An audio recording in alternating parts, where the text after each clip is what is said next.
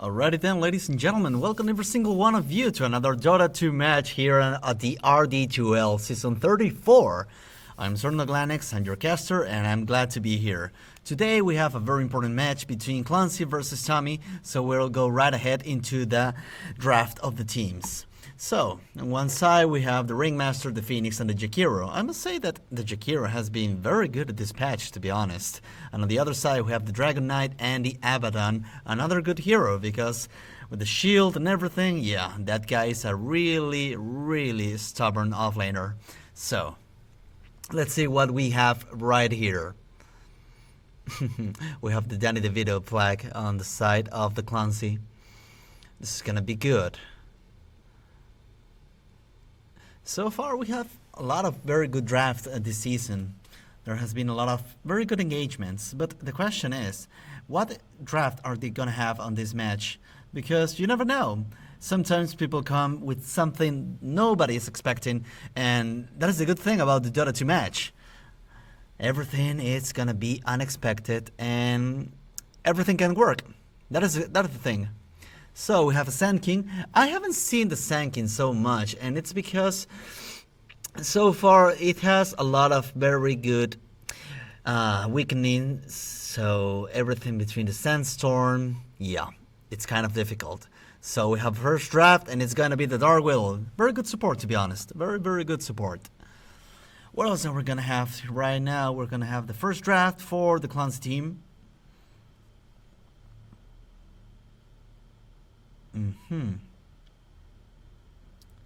And we have the Dazzle. Very good. Now the question is this going to be a support or is it going to be a middle hero?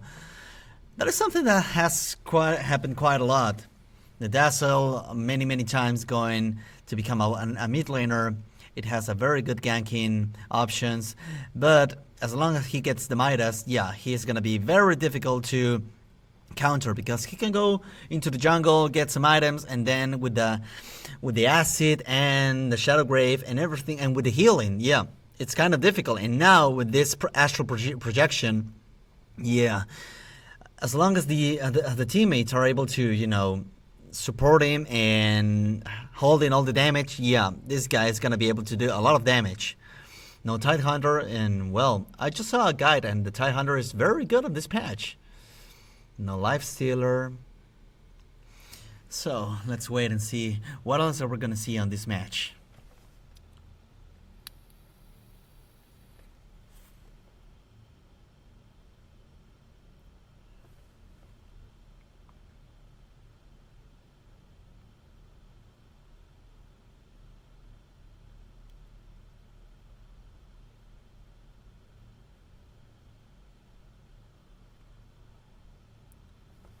And there we go, nice. Let's go with the Centaur. That was really good. And the Night Stalker and the Winter Wyvern. There is a very good option, because there is a very good synergy between the Dark Will of Ultimate and the Winter's Curse. As long as they manage to time it up, yeah, everything is gonna be very good. The thing is, how much is the Night Stalker going to hold all the damage as long for these two supports to do all the spell casting? Alright, let's hear for the third pick for the Clonze team. We have no X, we have no Life Stealer. In case the Dazzle goes as a support, I would say that Storm Spirit would be a very good mid laner.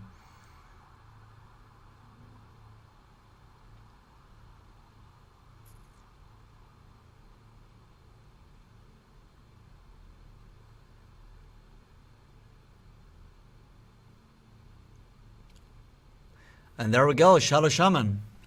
I've seen a lot of pops where people trying to go with the Shadow Shaman mid laner because of the passive where he turns you into a chicken. But the problem is that many players rely on that, and the thing is that you cannot rely on one specific attack just to become a mid laner. The thing about the Shadow Shaman is always about the Mass Serpent wards and pushing the towers. Okay, so we have two supports. I would say that, yeah, it's gonna be a mid laner Dazzle, an off laner Centaur, and two supports. The Shadow Shaman as support and the Vengeful Spirit as a hard support. And actually there is a really good combination. The Centaur goes with the Stampede, cast the Stomp, and then the Nether Swap, and he's gonna be safe.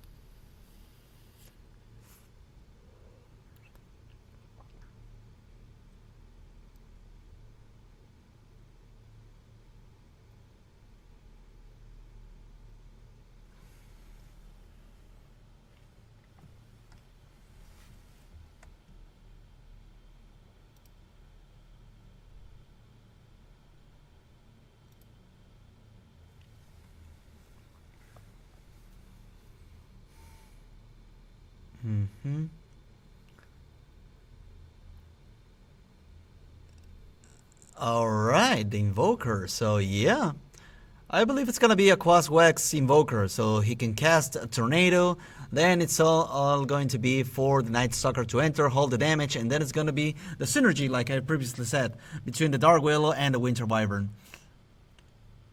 Considering that, I would say that the Night Stalker is gonna go with the Dark Willow on the offlane, and the Winter Wyvern is gonna be the hard support. No Phantom Assassin, alright.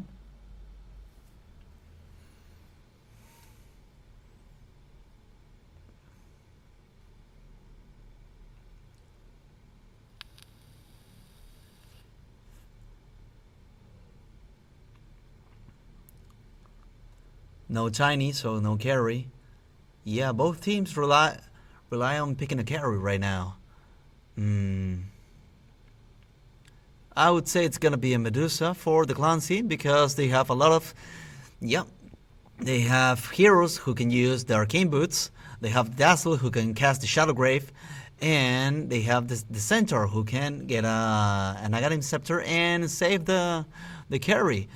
No Slark, so yeah, so far it's gonna be that option. And who's gonna be banned on the side of the Dire?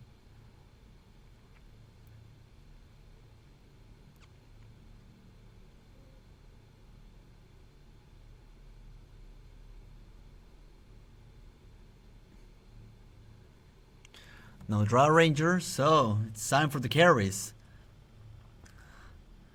It can also be, for example, a Sven, because with the Winter Wyvern they're gonna be centered in one spot, so the Sven can come with the Stormhammer, and then with the God Strange, yeah, he can wipe out the other team.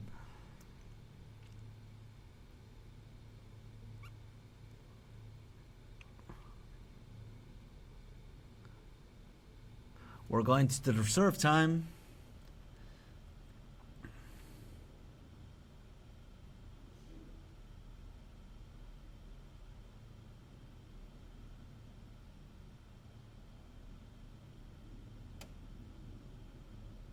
Okay, it's gonna be a Meepo. Alright, I like how this is going.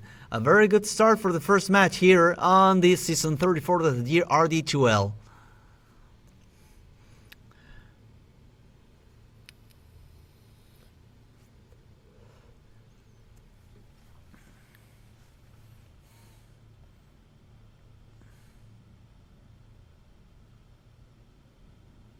The question is now, who is going to be the last carry for the Clonze side?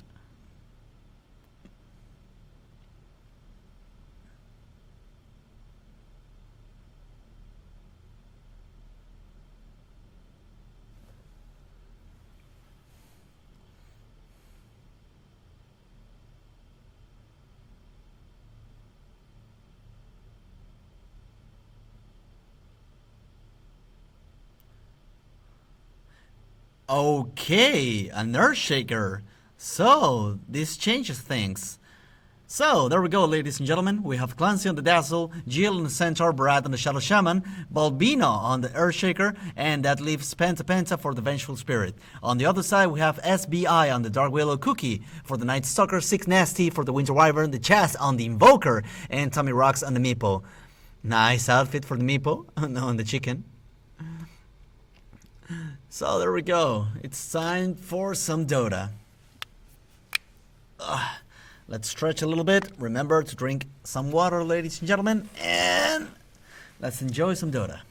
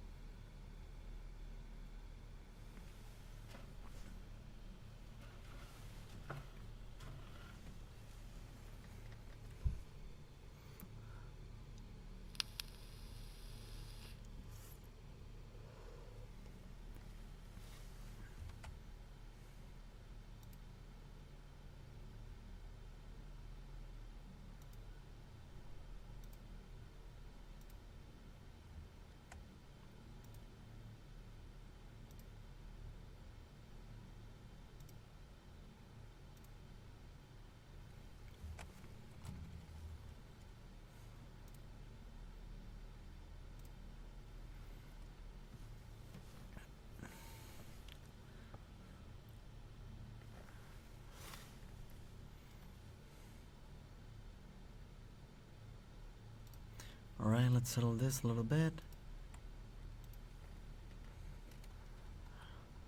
Alright, no, I don't want this, I don't want this. Hero level, no. Fantasy point, buyback status, no, this is not what I want. I want, there we go. No, this is not what I want. Now I got it.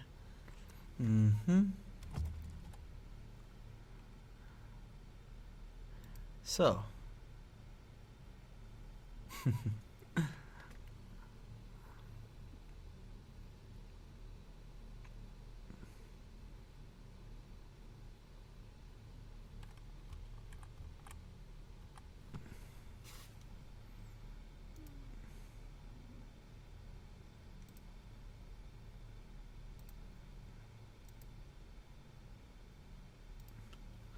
So it's gonna be a very good.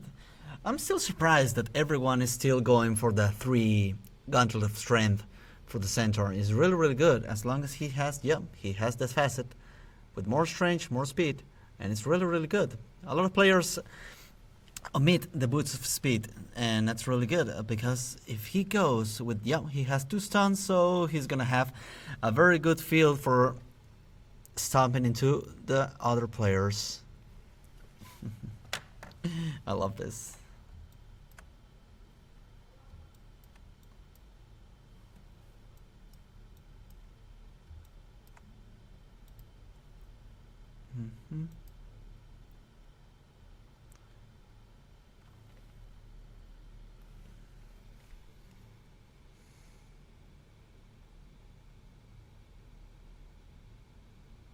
All right, now we're talking.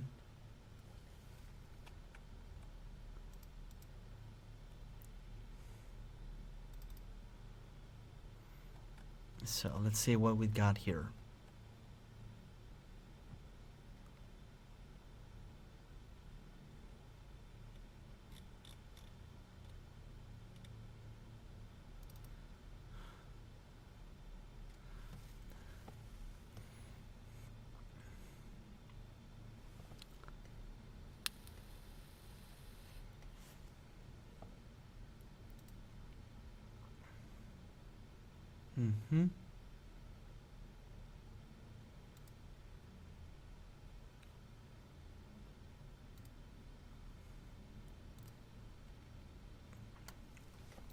So there's gonna be an attempt to fight in the middle, but what is gonna happen? There's no smoke apparently, and the Earthshaker is gonna be the one to carry, who carries this Radiant side.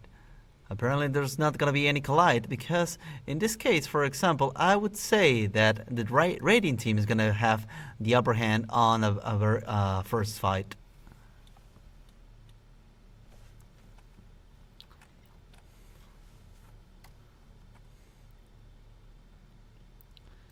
So there we go.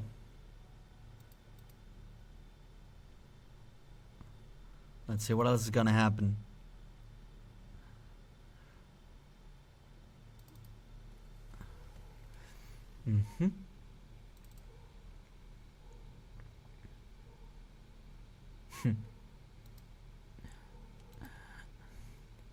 This is gonna be a very interesting mid lane fight. The question is, alright, let's go, and they secure with the Sunstrike, so it's not going to be a Quas-Wex Invoker, it's gonna be a right forward Exort Invoker.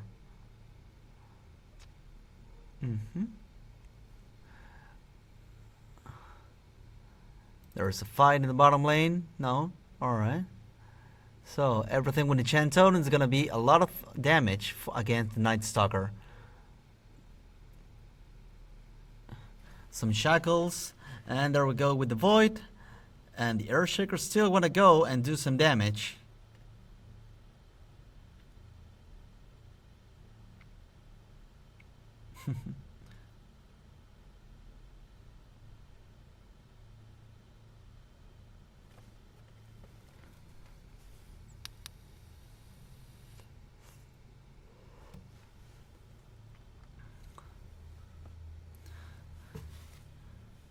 Apparently we're gonna see a fight in the top lane, but not anything on the moment. There we go. That's the passive ability I've been talking about, and that gives the Shadow Shaman the upper hand. The question is, there it goes with the Shackle, but is it gonna be enough? And apparently not.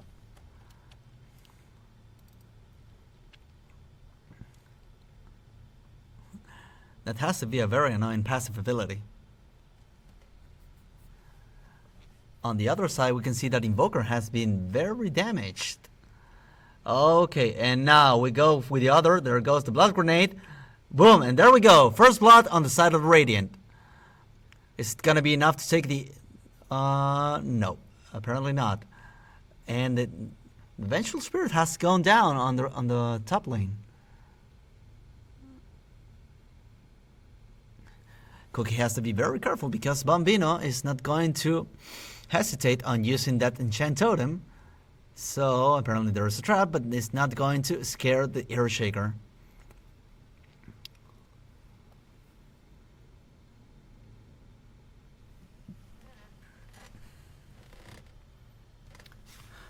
We're going to see some damage on the top lane.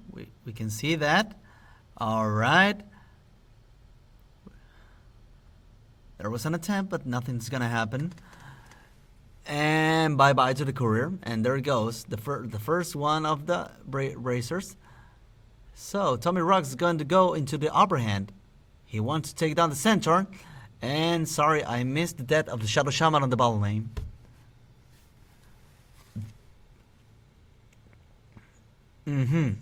So, nice trap. And apparently, yep, the Centaur is going to go down. That was a really good trap from the Meepo.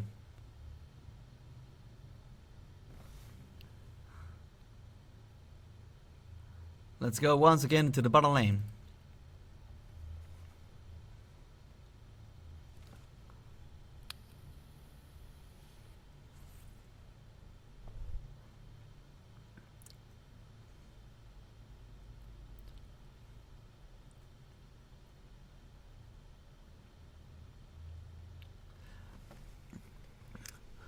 So yeah, for now we have a lot of kills for the Dire side. Well, not a lot of kills, you know, but they have an advantage right now. Even so, the Radiant side has 1k gold advantage, and that's because both the Dazzle and the Earthshaker are the ones getting most of the kills. And that it's going to be what the Dire side must be careful, because remember, with the Echo Slam, everything's gonna be of trouble for that Meepo. If he goes way too far into the fight, yeah, it's going to be a very good stage for Balbino to go blink and Echo Slam the guys.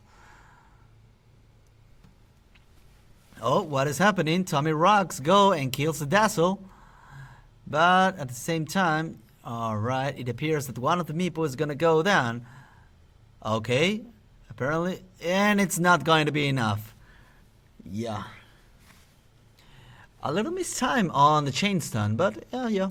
Things happen at the beginning of the game, but that means that Balbin is gonna be alone. He can gain an upper hand on the experience, but he has to be careful because this Night Stalker already has 2 bracers, so he can dip in into the tower without any fear.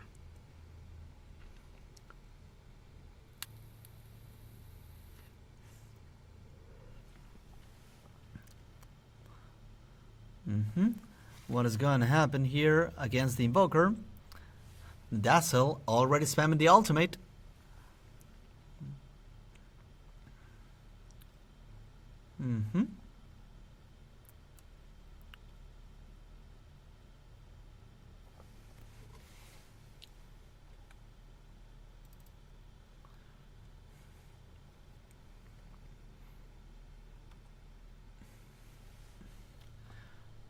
We got Lotus and the Earthshaker, nice one to be honest, because he's going to be alone most of the time. He needs the resources to stay alive. Oh, something's happening. Apparently the Centaur, yeah, he's going to go down. And we go back into the bottom lane because we can see a fight. No, an intent was made.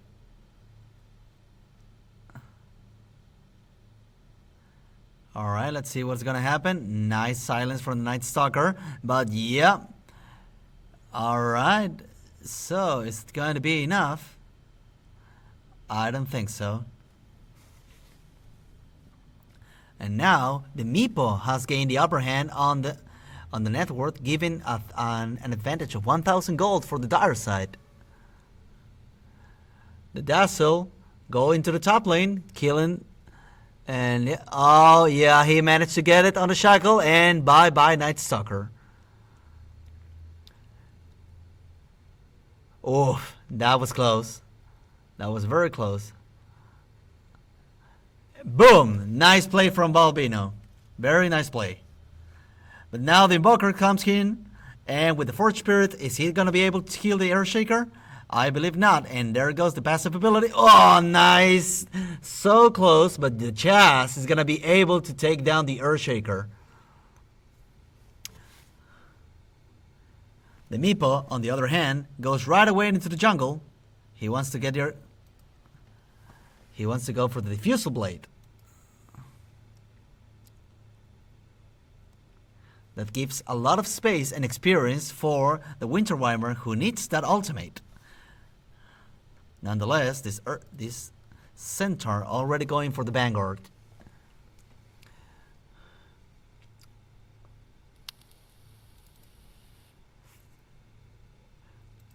The Dazzle, on the other hand, is not afraid. He goes straight, and he's not going to hesitate on getting any kills. I hear a Sunstrike, but I don't see anyone. Maybe here. Yeah, probably. What is happening here? The Meepo getting closer. He wants some blood. He wants to go straight for the Centaur, but apparently he's gonna go and gank on the middle lane once again. No, he wants to go for the jungle, but he's not going to find anything. The problem is that as long as these two people are here and the Dark Willow is on the middle lane, the Night Stalker has to be very careful because the Earthshaker already has the Echo Slam, and we have seen that, okay, the Shadow Shaman not only has his ultimate ready, he has been very good at shackling the enemies. So, one misstep from the Night Stalker and he is gonna go down.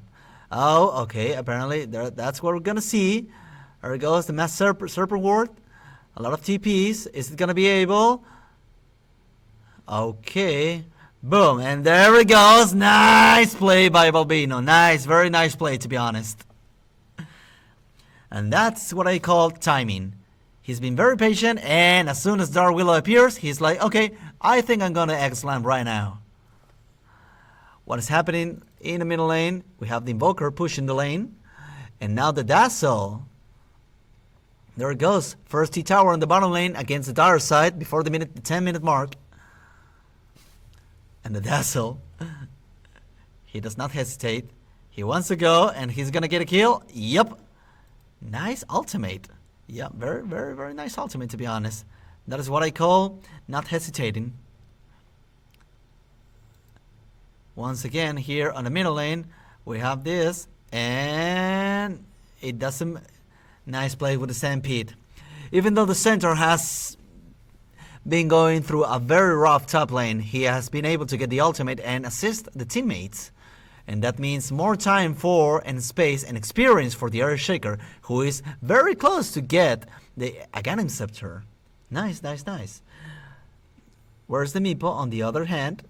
He's still going for the Diffusal Blade, and he's very, very, very close to getting.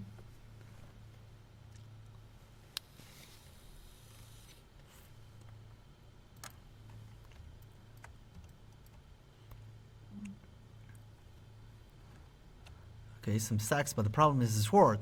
They're gonna see that. And the Earthshaker, I would like to talk about this guy, Balbino. He's not afraid of fighting the other guys. But apparently, this is not going to be... Okay, we have a silence, we have... And no, he's gonna escape that, but it's not gonna be enough, because he's gonna go down at the hands of Sick Nasty, the Winter Wyvern. No Nether Swap from the Vengeful Spirit, so yeah. And meanwhile, the Invoker is still pushing the mid lane.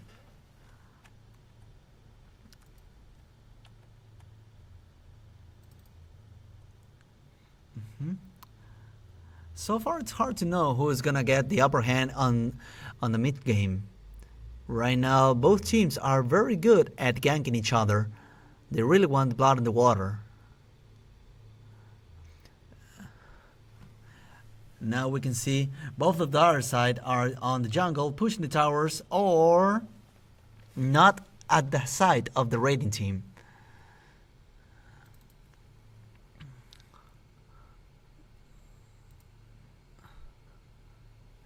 I really like this strategy.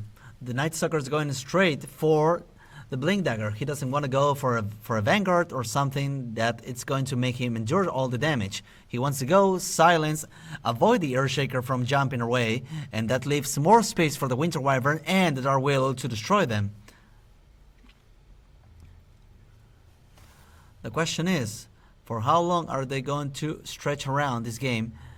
We have something on the top lane. Dark Willow versus... Okay, we have a Stomp. But we have an Stampede. So yeah, apparently that is gonna happen. There we go. And boom, the Meepo is gonna go down. And now with the Shallow Grave, the Centaur is gonna be around for a little while. And now the Dazzle using the end projection, and now it's over. But he's still gonna be able to save. Oh yeah, that is a problem. And no, nice terrorize from the Dark Willow. Is it gonna be enough to save the Night Stalker? Maybe it is, but the Dark Willow is gonna go down. But not without getting the Dazzle out. And both, okay, is it gonna be, wait, yep, Clonze is not gonna go down without an afterkill. Nice, very nice. The Meepo, on the other hand, already with a Diffusal Blade. And the Vengeful Spirit also going down at the hands of the Tiny Invoker. Kid Invoker. But let's go once again onto the Earthshaker, who is already at the hands of the Ganem Scepter. A very fast, to be honest, a very fast Ganem Scepter at the hands of the Earthshaker before the 40-minute mark.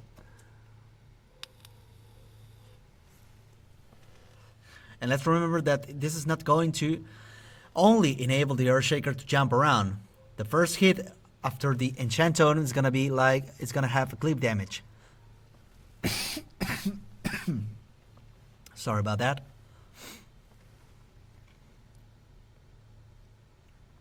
There we go, we start with the jumps, and the Night Stalker already has the Blink Dagger. Even though he fought in the fight in the top lane, he's still able to manage to afford the Blink Dagger.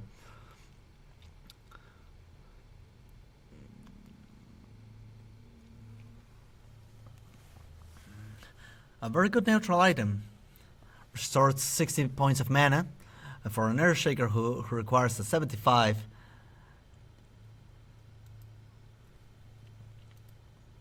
What else are they gonna get?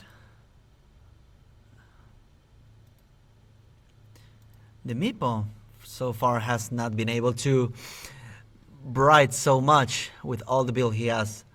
But we can see that, okay, they're using the teleporter, they want the Meepo. The question is, are they gonna get it?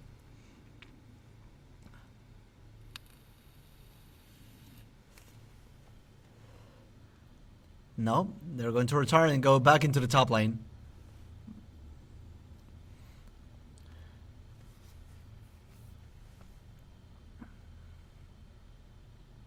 Okay, we have a sign from the Night Stalker. He wants to go. He's warning the teammates, hey, be careful, because we don't see the enemy team. And yeah, in the meantime, the Dark Willow pushing the mid lane, trying to afford that Yield Scepter, which is going to be very good. But be careful, we have the Earthshaker who is going to jump, and no, he's not going to aim it.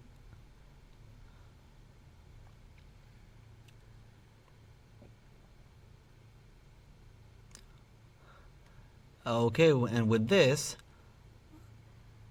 alright, we're gonna see a fight. There's the Knight, the Stampede, everyone is jumping around, the Earthshaker. Okay, are you gonna use the ultimate to destroy Dark Willow? There we go! A Fissure. Okay, the Winter Wyvern is gonna go down, and now with the end projection, the Stampede, the Centaur is gonna go into the Meepo, but he's gonna go away from the fight. Nice nether swap. We have the magic missile, and now the invoker is gonna go down as well.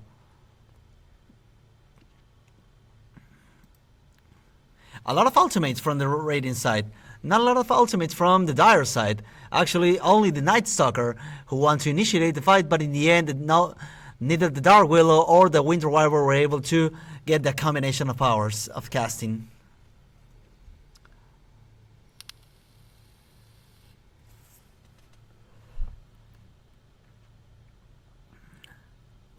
A very good fight for the Radiant side. Not only did they manage to kill most of the heroes, but they also were able to take the T2 tower on the mid lane.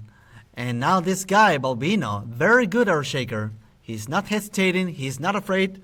He has been able to face both heroes on the bottom side, and now he has been able to become a threat for the Dire side.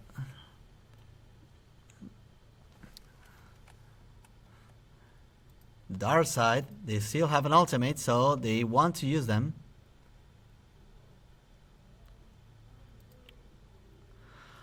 The Dazzle already getting the Blink Dagger.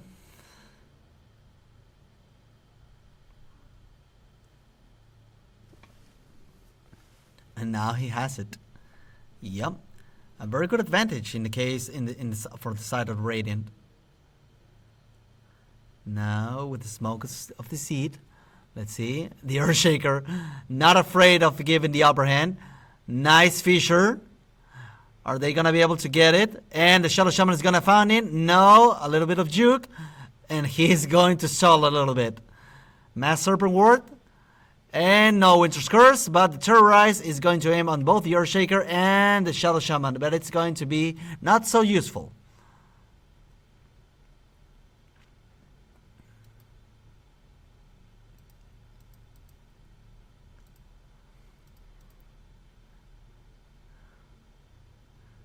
The Meepo already trying to finish the Ganem Scepter. The Shaker. Alright, and we're gonna see a blink. There we go, an Echo Slam, a Fissure. And now, nice Shadow Shaman, a Shackle, and bye-bye Night Stalker. I have to say, this guy, the Shadow Shaman, has been very good support. Always very precise. He is in the place he has to be, and he's been very good shackling the enemy, giving a lot of space for the Earthshaker to use the Enchant Totem and the Fissure, and also the Echo Slam. They do not want to wait a lot of time because they know that the Meepo can become a very good threat against them if they don't finish this game right away.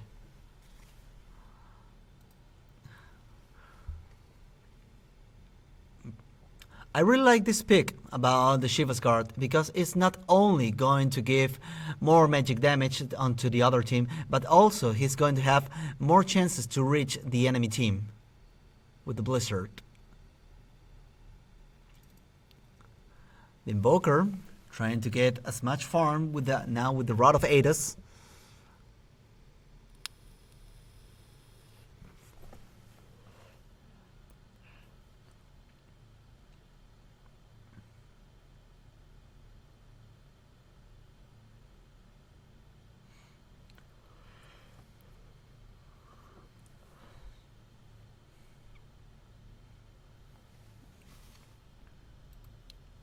It's funny how in this patch a lot of heroes don't go for a boost of speed. They go straight for the Blink Dagger or any other major item.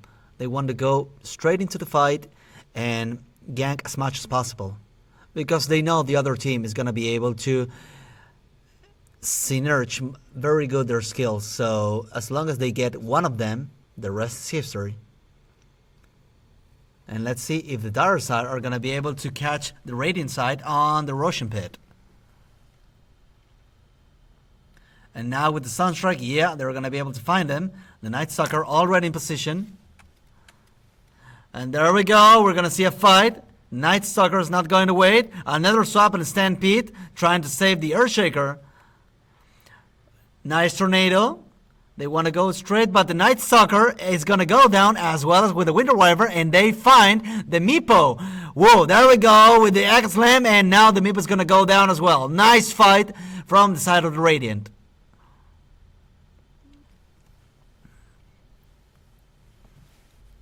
And now Roshan is gonna go down as well.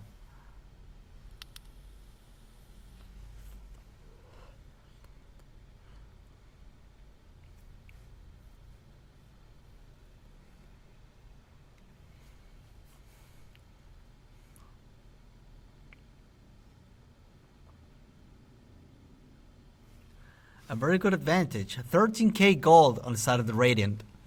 And that is because, yeah, look at the fights on the fight recap. They use most of the ultimates, they don't hesitate, and they go straight into the killing. On the other side, only the Winter Wyvern is gonna be able to cast the spell. But it's not gonna be enough because the Dire side are not able to follow on the engagement.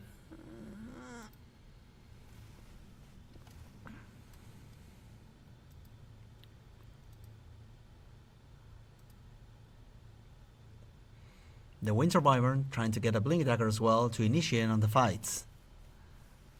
Because they know the Radiant side are very good at getting each one of them separately. So as long as this guy gets a very good position and it's not fine to be ganked, yeah, he is gonna be able to turn around the tables.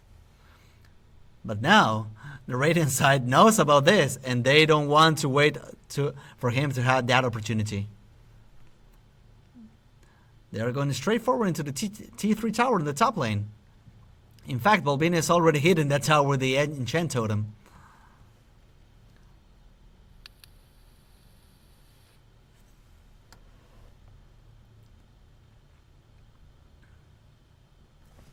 We see a stomp against Dark Willow.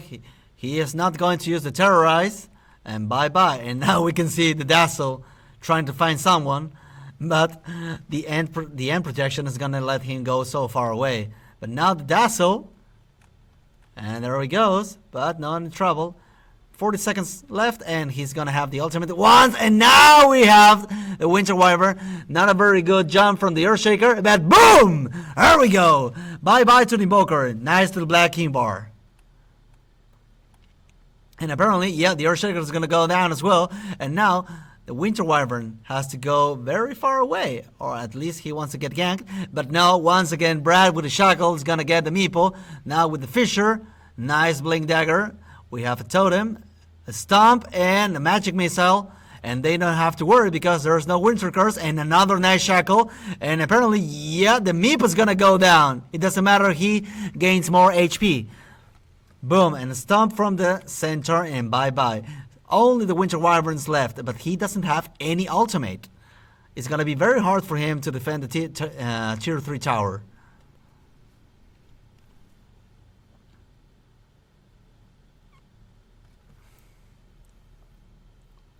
Once again, and now with a 17k gold advantage, the Radiant side is gonna go for the tier 3 tower on the top lane. And now with the Mass Separate Wards, once again, Brad, he doesn't want to hesitate on that. And Clonze. And now he's almost getting the Octarine Core, so it's gonna be less time for him to be an annoying projection against the Dire side. Another nice ultimate from the Winter Wyvern. Is it gonna be enough? No, because the Nether Swap is there. The Centaur trying to push back the Dire side. And now, yeah, no barracks for the Dire side on the top lane.